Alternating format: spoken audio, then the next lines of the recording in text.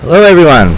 As you may have noticed, I'm out of my hotel room and I am on this beautiful island in Japan.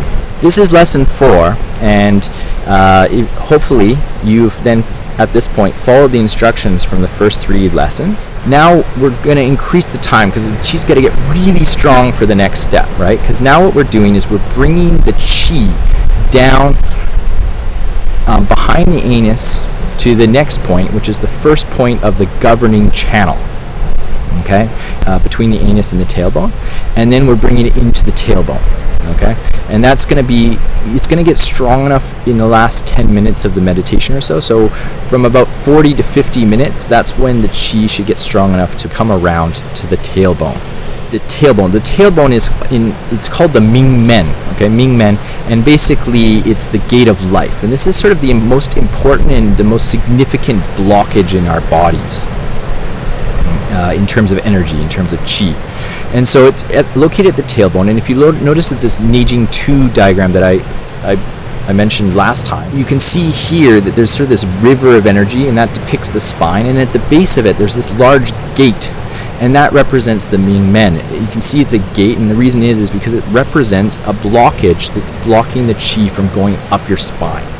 Okay, and again, because it's such a significant blockage, you really do have to increase the meditation time to about 50 minutes before that chi gets strong enough to move through the Mingmen.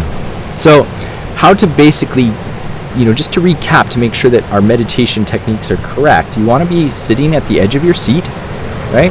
If you're doing it standing, nice bend in your legs, but generally for such a long meditation, you'll be doing this sitting. Lower back flat, and the reason it's flat is because for the chi to go under from the Hui Yin point down to the tailbone and then up the spine, the back has to be really flat. If the back is bent, if you hunched over, it's not actually, the chi's not going to travel up the spine nearly as well. So that's very important. Also, remember, you're going to have the tongue to your roof of the mouth, and then the exhale is very important. You're going to focus on the exhale, and on the inhale, release the focus. And that's particularly important when you're getting the chi really, really strong like this at the 50-minute mark.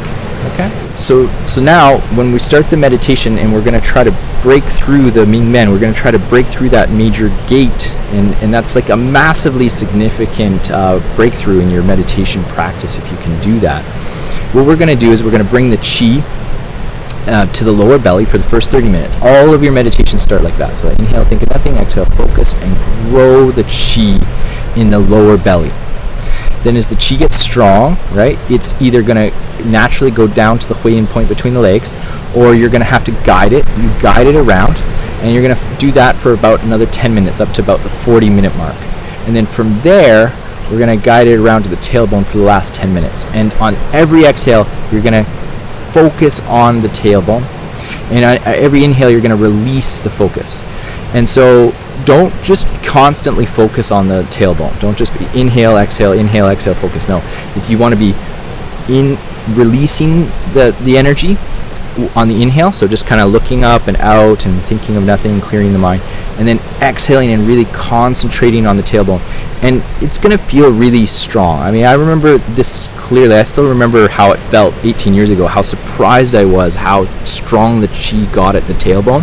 It almost gets strong enough where it feels like it can move bones, and you might even feel like something click or pop down there, okay, because the chi gets so strong at the tailbone, right? I've had some students that find that, yes, they feel it at the tailbone, but it's not so strong, and then it goes up the spine. For me, it definitely was a very strong feeling before it went through, and that's why, again, we want to be having the meditation up to about 50 minutes before the chi gets strong enough to guide around to the tailbone. So once you've done your 50-minute meditation, go off and enjoy your day, right? But make sure you do it every day. Consistency is key.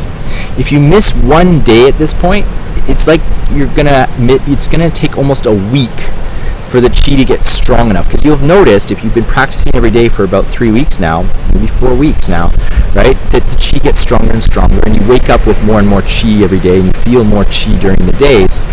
But if you miss one day, it's like you go back to where you were and like the strength that you were, for me it was like 11 days. I counted 11 days. So it took me, if I missed one day, it took me 11 days to get back to where I was there. So it's really a waste of time if you miss one day.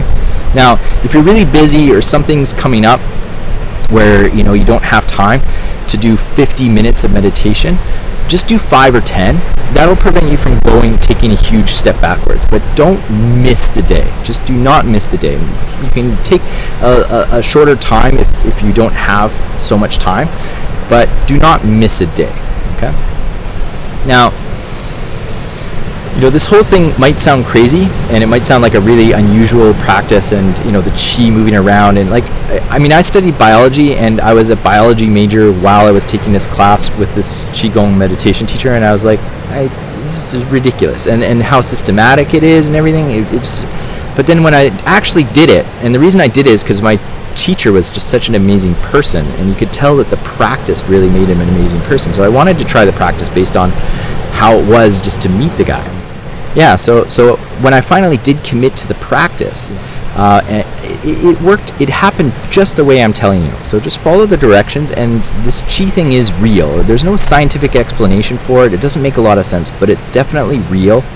And you have to have a little bit of faith in it in the first couple weeks. Why am I spending 20 minutes a day doing this strange breathing exercise? I don't really believe it works. That's how most people work. You got to get past that point for the first couple weeks, and then you're like, yeah, this is real. And then you're going to find that this is probably one of the most amazing experiences you've ever had. You're going to be experiencing a completely new world and new realm where science hasn't even touched on it yet, but it's definitely real. Okay? And so, if you did find this helpful and if you're enjoying this process, please like and subscribe, and also share it with other people, because this is a time in the world where people need to be grounded, and this is one of the best ways to get grounded.